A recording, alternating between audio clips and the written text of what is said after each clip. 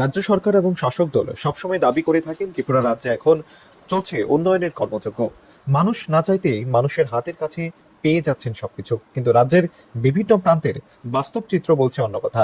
বিগত 3 মাস যাবত পানীয় জল না পেয়ে সোমবার জাতীয় সড়ক অবরোধ করে ক্ষুব্ধ এলাকাবাসী। তাই পানীয় জলের দাবিতে জাতীয় সড়ক অবরোধ আমবাসা মহকুমার জহরনগরস্থিত বিএসএফ ক্যাম্পের সামনে।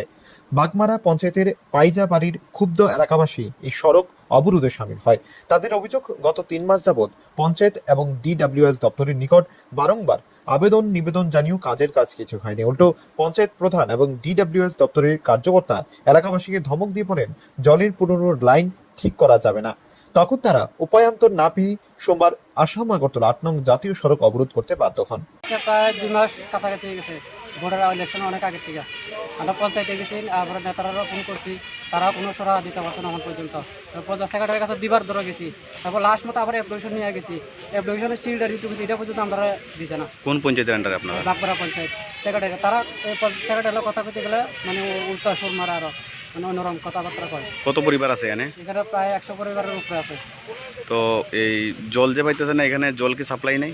সাপ্লাই আগে আসছিল ম্যানেজিভ টেবল, এগুলো সব খারাপ হয়ে গেছে। এগুলো ঠিক করার জন্য আমরা ডিডব্লিউ অফিসে গেছি, ডিডব্লিউ অফিসে এটি ঠিক করা যাচ্ছে না, কল দেওয়ানোর জন্য আমরা খাতাই দিচ্ছে না। আমরা আয়ে পড়ছি, পঞ্চায়েতে যেতে গেছি, পঞ্চায়েতে গেছি, পঞ্চায়েতে কোনো করা পাইতেছে না তখন পর্যন্ত।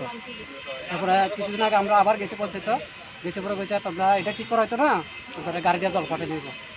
আমরা টাইম দিচ্ছি 2 দিন বা 3 দিনের টাইম, ইলেকশনের আগে কই এখন পর্যন্ত। এতদিন জল করতে খাইছেন?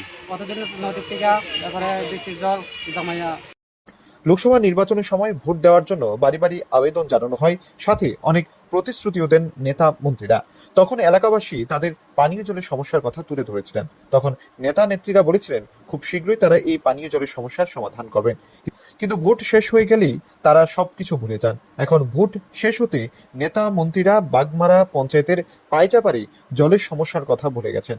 এই অবরোধ চলার খবর পেয়ে আমবাসা থানার পুলিশ এবং ডিডব্লিউএস দপ্তরের এসডিও ঘটনাস্থলে ছুটে আসেন। তারা অবরোধকারীদের সঙ্গে কথা বলেন, পাশাপাশি অতি শীঘ্রই তাদের পানীয় জলের সমস্যার সমাধান করা হবে বলেও আশ্বাস দেন। ব্যুরো রিপোর্ট, প্রগতি নিউজ।